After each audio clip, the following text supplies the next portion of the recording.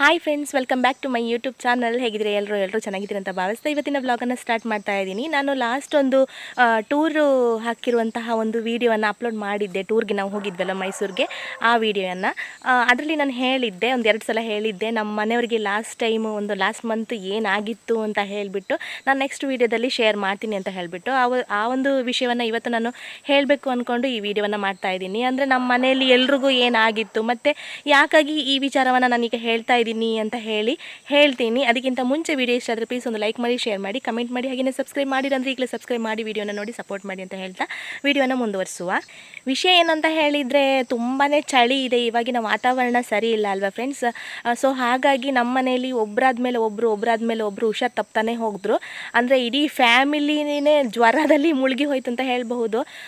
December ತಿಂಗಳಲ್ಲಿ ಅಂದರೆ 27ನೇ ತಾರೀಕಿಂದ ಅದಕ್ಕಿಂತ ಮುಂಚೆನೇ ಸ್ಟಾರ್ಟ್ ಆಗಿತ್ತು ಕೆಲವರಿಗೆ, ಅಂದರೆ ಮೋಹನ್ ಭಾವಂಗೆ, ಭವ್ಯಂಗೆ, ಮಕ್ಕಳಿಗೆಲ್ಲ ಸ್ಟಾರ್ಟ್ ಆಗಿತ್ತು. ಆದರೆ ನೆಕ್ಸ್ಟ್ 27ನೇ ತಾರೀಕಿಂದ ನನಗೆ ಸ್ಟಾರ್ಟ್ ಆಯಿತು.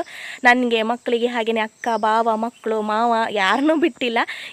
ಇಡೀ ಮನೆಯಲ್ಲಿ ಎಲ್ರಿಗೂ, ಅತ್ತೆ ಆ ಟೈಮಲ್ಲಿ ಬಂದಿದ್ದರು, ಅವರು ಒಂದು ವೀಕ್ ನಿಲ್ಲಬೇಕಾದ ಪರಿಸ್ಥಿತಿ ಇತ್ತು. ಸೊ ಹಾಗಾಗಿ ಆ ಟೈಮಲ್ಲಿ ಅವರಿಗೂ ಕೂಡ ಕೆಮ್ಮುಲೆಲ್ಲ ಸ್ಟಾರ್ಟ್ ಆಗಿತ್ತು ಲೈಟಾಗಿ. ಸೊ ಹಾಗಾಗಿ ಇಡೀ ಮನೆಯೇ ನಾವು ಸಫರ್ ಮಾಡಿದ್ದೀವಿ ಒಂದು 15 ದಿನ ಅಂತ ಹೇಳ್ಬೋದು. ಇನ್ನೂ ಯಾರಿಗೂ ಕ್ಲಿಯರ್ ಆಗಿಲ್ಲ, ಕೆಮ್ಮುಲು ಎಲ್ಲ ಇದೆ. ಲಾಸ್ಟ್ ನನಗೆ ಎಲ್ರಿಗೂ ಹುಷಾರಿಲ್ಲದೆ ಚಿನ್ನುಗೆ 2-3 ಸಲ ಮೆಡಿಸಿನ್ ಎಲ್ಲ ತಂದೆ. ಸೊ ಚಿಂಟುಗೆ ಲಾಸ್ಟ್ ಮೂಮೆಂಟಲ್ಲಿ ಇನ್ನೇನು ಹೀಗೆ ಇದ್ದರೆ ಅಡ್ಮಿಟ್ ಮಾಡಬೇಕು ಅನ್ನೋ ಪರಿಸ್ಥಿತಿ ಕೂಡ ಬಂತು. ಸೊ ಬ್ಲಡ್ ಟೆಸ್ಟ್ ಇದು ಎಲ್ಲ ಆಯಿತು. ಸಾಮಾನ್ಯವಾಗಿ ವೈರಲ್ ಫೀವರು, ಬಟ್ ಅದು ಬೇಗನೆ ಹೋಗಲ್ಲ, ಯಾಕೆಂದರೆ ವಾತಾವರಣ ಸರಿ ಇಲ್ಲ. ಒಂದಿನ ಚಳಿ ಆದರೆ ಒಂದು ಸ್ವಲ್ಪ ಬಿಸಿಲು ಬರುತ್ತೆ. ಲಾಸ್ಟ್ ವೀಕ್ ನಮ್ಮಲ್ಲಿ ಮಳೆ ಕೂಡ ಬಂತು. ಸೊ ಮತ್ತೆ ವಾಪಸ್ ಸೆಕೆ ಸ್ಟಾರ್ಟ್ ಆಯಿತು. ಇವಾಗ ವಾಪಸ್ ಮತ್ತೆ ಚಳಿ ಸ್ಟಾರ್ಟ್ ಆಗಿದೆ. ಸೊ ಹಾಗಾಗಿ ಎಲ್ಲರ ಹತ್ರನೂ ಕೇಳ್ಕೊಳ್ತಾ ಇದ್ದೀನಿ, ದಯವಿಟ್ಟು ಎಲ್ಲರೂ ಸ್ವಲ್ಪ ಜಾಗ್ರತೆ ಮಾಡಿ, ಹುಷಾರಾಗಿರಿ, ಮಕ್ಕಳನ್ನ ಚೆನ್ನಾಗಿ ನೋಡ್ಕೊಳ್ಳಿ. ಅಂದರೆ ಬೆಳಿಗ್ಗೆ ಬೇಗ, ಈಗ ಸ್ಕೂಲ್ಗೆಲ್ಲ ಅಂದರೆ ಬೆಳಿಗ್ಗೆ ಬೇಗ ಹೋಗಬೇಕಾಗುತ್ತೆ, ಮನೆಯಿಂದ ಹೊರಗಡೆ ಹೋಗಬೇಕಾಗುತ್ತೆ. ಸೊ ಹಾಗಾಗಿ ಕ್ಯಾಪ್ ಹಾಕೋದಾಗಿರ್ಬೋದು, ಮಾಸ್ಕ್ ಹಾಕೋದಾಗಿರ್ಬೋದು, ಏನು ಸ್ವೆಟ್ರ್ ಏನಿರುತ್ತೆ ಎಲ್ಲ ವೇರ್ ಮಾಡಿ ಹೋಗಿ, ಮಕ್ಕಳನ್ನ ತುಂಬ ಜಾಗ್ರತೆಯಲ್ಲಿ ನೋಡ್ಕೊಳ್ಳಿ. ಹಾಗೆಯೇ ವಯಸ್ಸಾದವ್ರನ್ನೂ ಕೂಡ, ಅದ್ರ ಜೊತೆಗೆ ನಮ್ಮ ಆರೋಗ್ಯವನ್ನು ಕೂಡ ನಾವು ಕಾಪಾಡ್ಕೊಳ್ಬೇಕಾಗುತ್ತೆ. ಸೊ ಇನ್ನೊಂದು ವಿಷಯ ಏನಂತ ಹೇಳಿದರೆ, ಆದಷ್ಟು ಬಿಸಿ ನೀರನ್ನು ಕುಡೀರಿ. ಮೆಡಿಸಿನ್ ಏನಿದೆ ಅದನ್ನು ಬಿಸಿ ನೀರಲ್ಲೇ ತಗೊಳ್ಳಿ. ಬೆಳಿಗ್ಗೆ ಎದ್ದ ತಕ್ಷಣ ಸ್ವಲ್ಪ ಬೆಚ್ಚಗಿನ ನೀರನ್ನು ಕುಡಿಯೋದಾಗಿರಬಹುದು, ಮಕ್ಕಳಿಗೆ ಆಗಿರ್ಬೋದು, ದಯವಿಟ್ಟು ನೀರನ್ನು ಕುಡಿಲಿಕ್ಕೆ ಚೆನ್ನಾಗಿ. ಹಾಗೆಯೇ ಹುಷಾರಿಲ್ಲ ಅಂತ ಹೇಳಿಬಿಟ್ಟು ಹಾಗೆಯೇ ಮಲಗಿಬಿಡಬೇಡಿ. ಟೈಮಿಗೆ ಕರೆಕ್ಟಾಗಿ ಆಹಾರವನ್ನು ಕೂಡ ಸೇವನೆ ಮಾಡಿ ಅಂತ ಹೇಳ್ತೀನಿ. ನಾನು ಯಾಕೆ ಹೀಗೆ ಹೇಳ್ತಾ ಇದ್ದೀನಿ ಅಂತ ಹೇಳಿದರೆ, ಆಹಾರ ಸೇವನೆ ಮಾಡಲೇಬೇಕಾಗುತ್ತೆ ನಮಗೆ, ಶಕ್ತಿ ಬೇಕು ಅಂತ ಹೇಳಿದರೆ. ನನ್ನ ಪರಿಸ್ಥಿತಿ ಹೇಗಾಗಿತ್ತು ಅಂತ ಹೇಳಿದರೆ, 2 ಮಕ್ಕಳಿಗೂ ಹುಷಾರಿರಲಿಲ್ಲ, ನನಗೂ ಜೋರು ಹುಷಾರಿರಲಿಲ್ಲ, ಚಳಿ ಜ್ವರ ಇತ್ತು. ಆ ಟೈಮಲ್ಲಿ ನನಗೆ ಅವರಿಬ್ಬರನ್ನು ನಾನು ನೋಡ್ಕೊಳ್ಬೇಕು ಅಂದರೆ ನನಗೆ ಸ್ಟ್ರೆಂತ್ ಬೇಕಾಗಿತ್ತು. ಸೊ ಹಾಗಾಗಿ ನನಗೆ ಏನಾಗುತ್ತೆ ಅಷ್ಟು ನೀರಾದರೆ ನೀರು, ORS ನೀರು ಆಗಿರಬಹುದು, ಅಂದರೆ ಗಂಜಿ ತಿಳಿ ಇರುತ್ತಲ್ಲ ಅದರ ನೀರಾಗಿರ್ಬೋದು, ಸ್ವಲ್ಪ ಉಪ್ಪು ಹಾಕ್ಕೊಂಡು ಅನ್ನ ತಿನ್ನೋದಾಗಿರ್ಬೋದು, ಹೀಗೇ ಮಾಡ್ಕೊಳ್ತಾ ನನ್ನ ಎನರ್ಜಿನ ನಾನು ಬೂಸ್ಟ್ ಮಾಡ್ಕೊಳ್ತಾ ಇದ್ದೆ.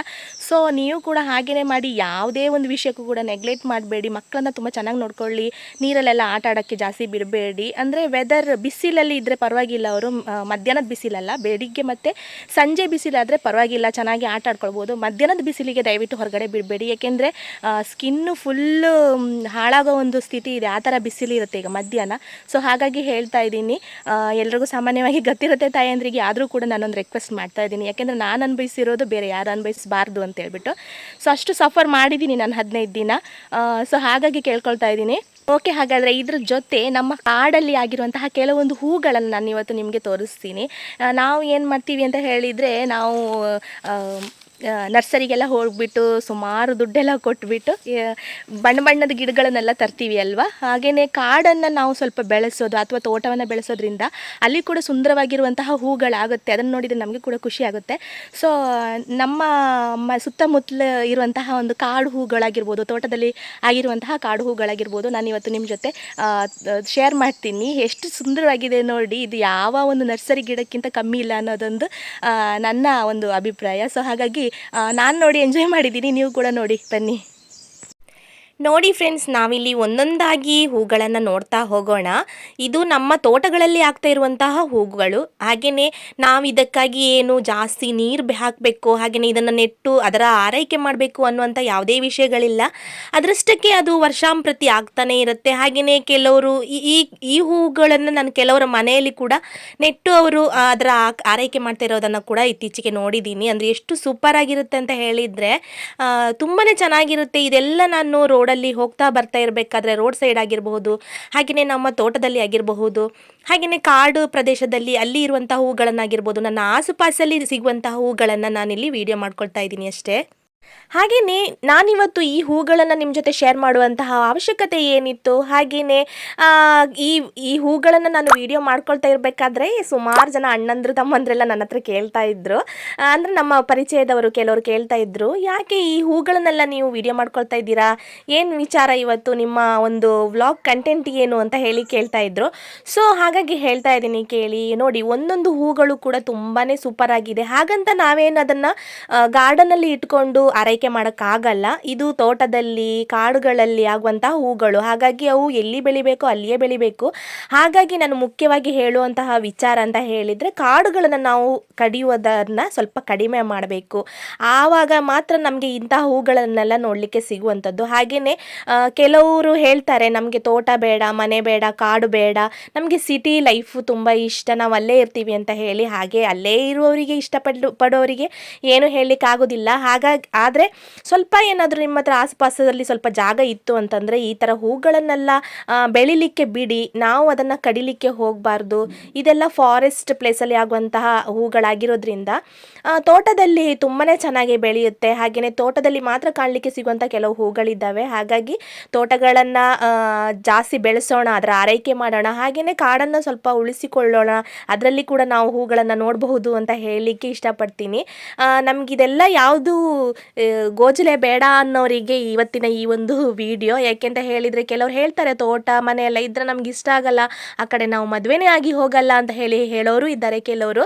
ಇನ್ನು ಕೆಲವು ಗಂಡು ಮಕ್ಕಳು ಕೂಡ ಹಾಗೆ ಅಪ್ಪ ಅಮ್ಮ ಮಾಡಿರುವ ತೋಟ ಇದ್ದರೂ ಕೂಡ ನಮಗೆ ಅಲ್ಲಿ ಬೇಡ, ನಾವು ಅಲ್ಲಿ ಇರೋಲ್ಲ, ನಾವು ಸಿಟಿ ಲೈಫಿಗೆ ಹೋಗಿ ಜಾಯ್ನ್ ಆಗ್ತೀವಿ ಅಂತ ಹೇಳೋರಿದ್ದಾರೆ.